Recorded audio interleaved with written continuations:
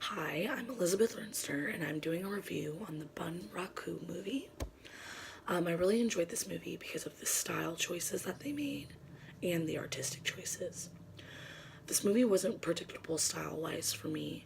When I first read what you had to say about the style and how it's more of an artistic movie rather than a plot-driven movie, I feel like I was expecting something really gaudy, like Fast and Furious type, like aggressive combat, cars speeding off, and stuff like that.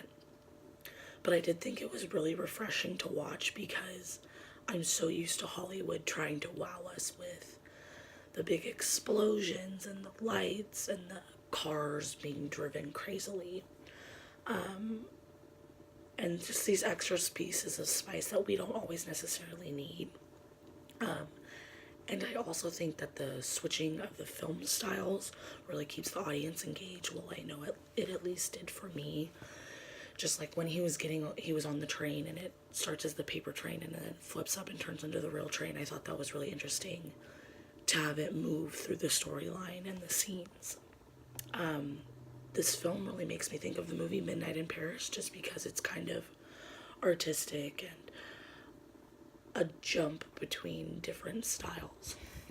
The opening credits reflected shadow puppetry in Bunraku.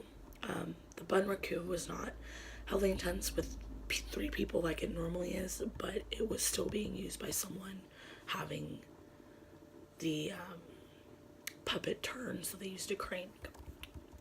The shadow puppetry was a really good idea because the opening credits are kind of more of a backstory. So I think that's a good way to let the audience know that what they're hearing is being prepped and it's just information that's going to help them later on in the story. The combat scenes really reminded me of Throne of Blood, which we watched earlier in the semester because it seemed so carefully thought out. And sometimes the movements really reminded me of dance in general because, like, the gang members, all three of them would jump through the window as they're being thrown out at the same time and, like, artistically roll away. And they would all stab someone at the same time. As for cultural appropriation, I don't feel that this movie is cultural appropriation because it's not portraying the culture in a negative light or any cultures in a negative light. And I think that's partially because of the style choice. Because it's so artsy, and I feel like the director and the scriptwriter would really have to look into these styles to understand what is going on and how to reflect it and how to accurately create the dinosaurs so they look like shadows and stuff like that.